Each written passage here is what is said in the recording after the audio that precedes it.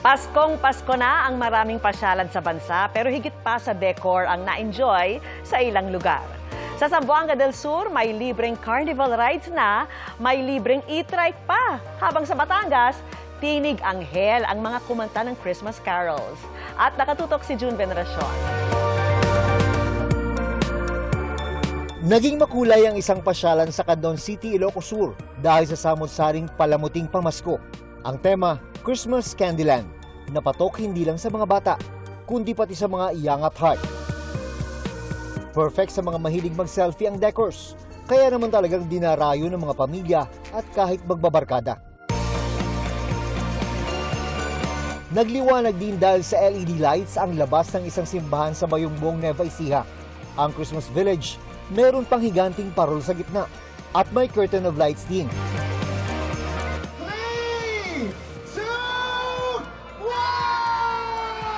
Pinailawan na rin ang Christmas display sa labas ng City Hall sa Balanga City, Bataan.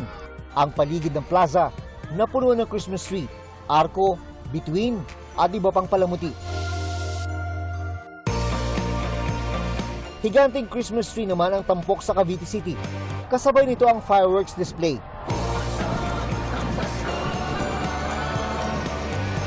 At mga performance na nagpahanga sa mga residente. Nagliwanag din ang kalangitan sa mataas na kahoy sa Batangas dahil sa fireworks display. Kasabay ng pagpapailaw sa Christmas tree sa harap ng munisipyo, meron ding choral competition para sa mga estudyante. Ang mga kalsada, animoy may tunnel of lights dahil sa mga pinailawang arko at iba pang Christmas display.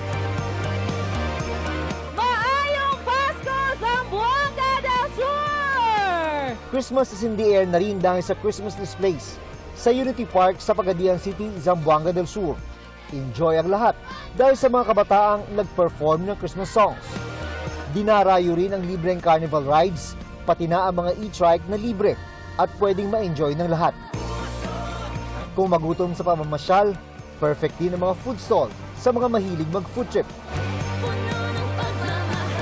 Para sa GMA Integrated News, June Veneracion, nakatutok, 24 oras.